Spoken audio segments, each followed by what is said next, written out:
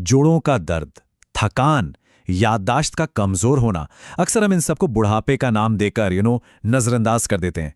लेकिन क्या हो अगर ये बुढ़ापा नहीं बल्कि हमारी ही कुछ रोजमर्रा की आदतें हो जो हमें समय से पहले कमजोर बना रही हैं। तो चलिए आज उन्हीं 6 आदतों की परतें खोलते हैं जो चुपके चुपके हमारे शरीर को खोखला कर रही हैं। और हाँ, ये भी देखेंगे कि इन्हें बदला कैसे जा सकता है। ये बात कही है 92 साल के डॉक्टर अनिल वर्मा ने। जी हाँ, 92 ईयर्स के, और आज भी पूरी तरह एक्टिव हैं। उनका अनुभव एक बहुत गहरी बात बताता है कि सबसे बड़ी गलती है चेतावनी को नजरअंदाज करना। शरीर वो इशारे देता है, बताता है कि कुछ गड़बड़ है, पर हम क्या सोचते हैं, अरे उम्र हो गई है, अब तो ये सब होगा ही। बस यही सोच हमें बीमार बनाती है। और सुनिए, ये सिर्फ डॉक्टर वर्मा की राय नहीं है, ये तो एक फैक्ट है। WHO की रिपोर्ट वो इसी बात पर मोहर लगाती है। सोचिए, 60 साल से ऊपर के लोगों में जो 65% बीमारियां हैं ना, वो लाइफस्टाइल से जुड़ी हैं। मतलब ये कि कंट्रोल हमारे हाथ में है। ये कितनी एम्पावरिंग बात है ना। तो फिर देर किस बात की, चलिए एक एक करके इन 6 छुपे हुए दुश्मनों की पड़ताल करते हैं। और हाँ, हम सिर्फ प्रॉब्लम नहीं गिनाएंगे बल्कि उनके सिंपल सॉल्यूशंस भी देखेंगे जिन्हें आज अभी से अपनाया जा सकता है। तो सबसे पहली बात, दिन की शुरुआत ही गलत तरीके से होती है। एक ऐसी आदत जो बहुत से लोगों के लिए सुबह का एक रिचुअल है, एक जरूरी हिस्सा है। लेकिन सच तो यह है कि यही आदत शरीर की नींव को कमजोर कर रही है। एक छोटा सा किस्सा सुनाते हैं बरेली के मिश्रा अंकल का। उन्हें लगता था कि भाई बेड टी के बिना तो दिन शुरू ही नहीं हो सकता। पर हुआ क्या, कुछ ही हफ्तों में पेट में जलन, गैस, भूख न लगना, ये सब उनके रोज के साथी बन गए। जो चीज उन्हें एनर्जी का सोर्स लगती थी, असल में वही उनकी परेशानी की जड़ बन चुकी थी। और इसके पीछे की साइंस बहुत सिंपल है। जब हम सुबह सुबह खाली पेट चाय पीते हैं ना, तो ये पेट में सीधे एसिड का एक बॉम्ब फोड़ने जैसा है। सोचकर देखिए, ये न सिर्फ डाइजेशन को कमजोर करता है बल्कि शरीर को जो जरूरी चीजें जैसे विटामिन्स और आयरन चाहिए होती हैं, उन्हें एब्जॉर्ब ही नहीं होने देता। इसीलिए तो फिर दिन भर थकान और चक्कर आते हैं। तो इसका इलाज क्या है? बहुत ही आसान। अपने दिन की शुरुआत 1 गिलास गुनगुने पानी से कीजिए और चाय पीने से कम आधा घंटा पहले कुछ ठोस खा लीजिए। भीगे हुए बादाम हो, कोई फल हो, कुछ भी। बस ये छोटा सा बदलाव ये आपके डाइजेस्टिव सिस्टम के लिए एक सुरक्षा कवच बन सकता है। चलिए अब आते हैं आदत नंबर 2 पर, और इसे आजकल क्या कहा जाता है पता है? नया स्मोकिंग। जी हाँ, ये एक ऐसी खामोश सजा है जिसे हम आराम समझकर रोज खुद को देते हैं। देखिए, जब हम घंटों तक एक ही जगह बैठे रहते हैं तो हमारे जोड़ों की चिकनाई, मतलब उनका नेचुरल ऑयल जिसे साइनोवियल फ्लूइड कहते हैं, वो सूखने लगता है। बिल्कुल वैसे ही जैसे मशीन में तेल कम हो जाता है। और नतीजा, अकड़न, सूजन और दर्द। इतना ही नहीं, ये आदत शरीर में ब्लड सर्कुलेशन को भी स्लो कर देती है। मतलब हर अंग तक ऑक्सीजन और जरूरी पोषक तत्वों की सप्लाई कम हो जाती है। लेकिन इसका सॉल्यूशन भी मजेदार बात है कि उसी कुर्सी से चंद इंच की दूरी पर है। बस एक नियम बना लीजिए, एक सिंपल सा रूल। हर 30 मिनट में सिर्फ 2 मिनट के लिए उठकर शरीर को हिलाना डुलाना है। थोड़ा चल लिए, हाथ पैर स्ट्रेच कर लिए, कुर्सी पर बैठते वक्त पीठ के पीछे एक तकिया लगा लिया। बस ये छोटे छोटे कदम ये जोड़ों में दशकों की जिंदगी जोड़ सकते हैं।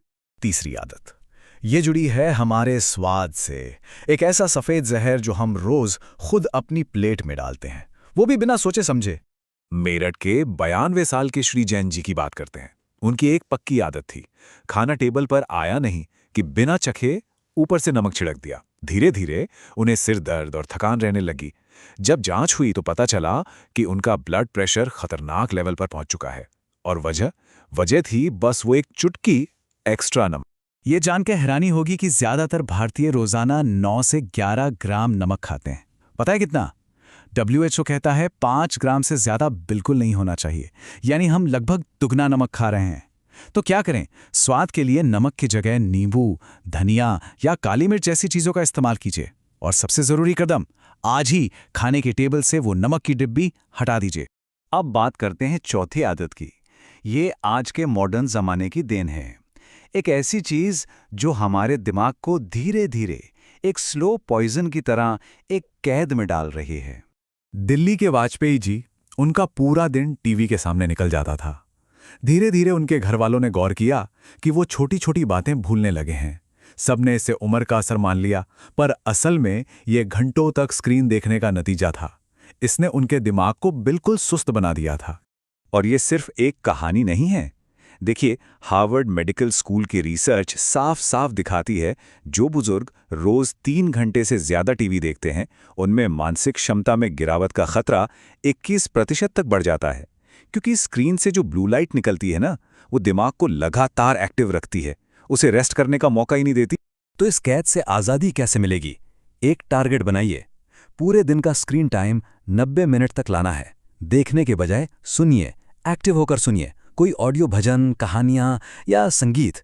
इससे आंखों को भी आराम मिलेगा और दिमाग फिर से जिंदा हो जाएगा। आदत नंबर 5, ये हमारे शरीर के रिपेयर साइकिल पर सीधा हमला करती है। और ये आदत है नींद के साथ समझौता करना, वो भी एक छोटी सी डिवाइस की वजह से। यह सवाल शायद हम सबसे जुड़ा है।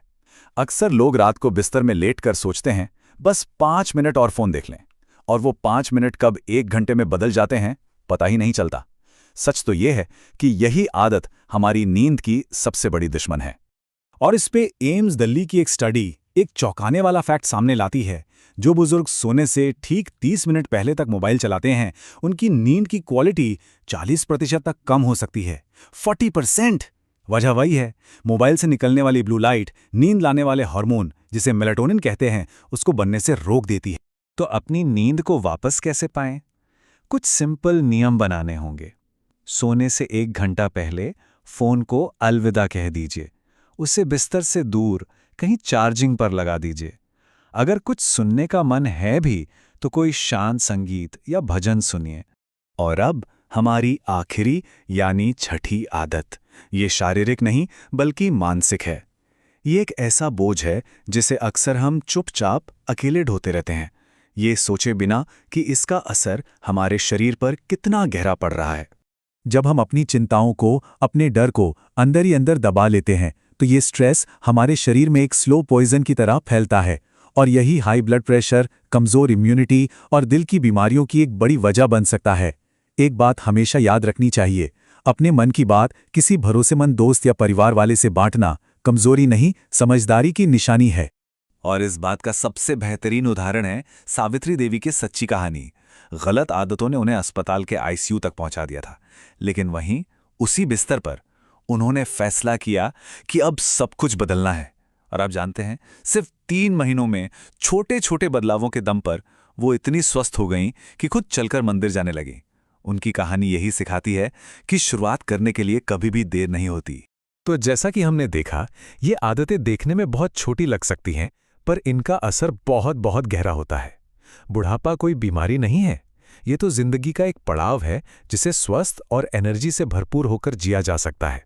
तो अब सवाल बस इतना सा है कि अपने स्वास्थ्य के भविष्य के लिए आज कौन सी एक आदत को बदलने का इरादा है? अगर आप हमारे चैनल पर नए हैं तो अभी सब्सक्राइब करें और हमारे साथ इस सफर का हिस्सा बनें।